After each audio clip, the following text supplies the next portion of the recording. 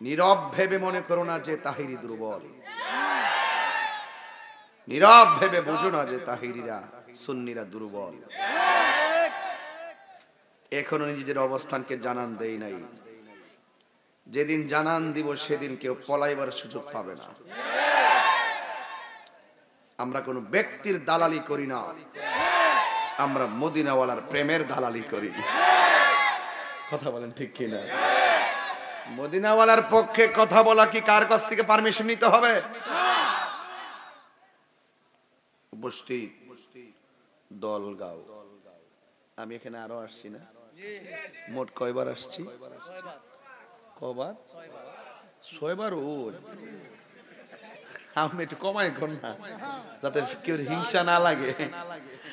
6 বার আয় হলো তো আমি এইবারই সদস্যই, তো এরপরে তো সমস্যা কি লেগে বুঝতাম পারতাছি না।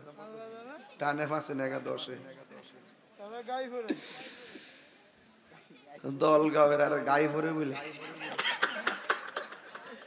বলে গাই ভরে দলগাঁও মারহাবাগণ। যে গাঁওর মধ্যে গ্রামের মধ্যে দল আছে, নবীর দল, এটার নাম ওই দলগাঁও। আহলে সুন্নাত ওয়াল জামাত যুব সংঘের উদ্যোগে আয়োজিত সুন্নি মহাসম্মেলন, এই বছর নিয়ে আমি 6 বার আসছি। সভাপতি জনাব হাজী মোহাম্মদ আলী আকবর সাহেব, সহ সভাপতি জনাব ইদ্রিস আলী সাহেব। নাকি বিশেষ আকর্ষণ নবযুগের তরুণ তেজস্বী বক্তা স্নেহাস্পদ মাওলানা কারি জহিরুল ইসলাম জাহিরি সাহেব। প্রধান আকর্ষণ নবযুগের উদীয়মান তরুণ তেজস্বী বক্তা স্নেহাস্পদ মাওলানা নাঈম উদ্দিন আজিজি আল কাদরি সাহেব, মাওলানা জাহিদুল ইসলাম আল কাদরি সাহেব, মাওলানা সালেহ আহমদ সাহেব সহ এখানে আলাউদ্দিন চেয়ারম্যান সাহেব সহ সাবেক চেয়ারম্যান আরিফ ভাই সহ অনেক লোকজন আছে। উপস্থিত আছেন শাহিন আলম রিপন ভাই, সভাপতি 6 নং বহরা ইউনিয়ন বিএনপি। আরো আছেন সাগর আলী মেম্বার সাহেব সহ আমার ডানে বামে অনেক লোকজন আছেন। যে আল্লাহ রাব্বুল আলামিন আমাদের সকলকে আজকের মাহফিলে এনেছেন, শুকরিয়া তান সকলে পড়ুন আলহামদুলিল্লাহ।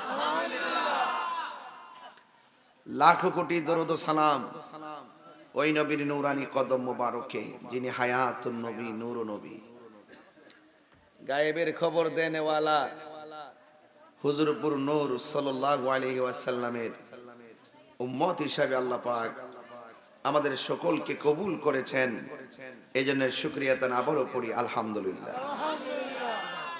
প্যান্ডেলটা খুব সুন্দর সাজিয়েছেন, স্টেজটা আরো সুন্দর করে। বাবা বসলে সুন্দর দেখা যাবে, চেয়ার টেয়ার নাহলে সামনে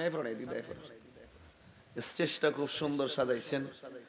আর সুন্দর হইতো না কি লেগে এই এলাকার বেড়াই দিত সুন্দর, মারহাবা জোরে কর না কি লেগে।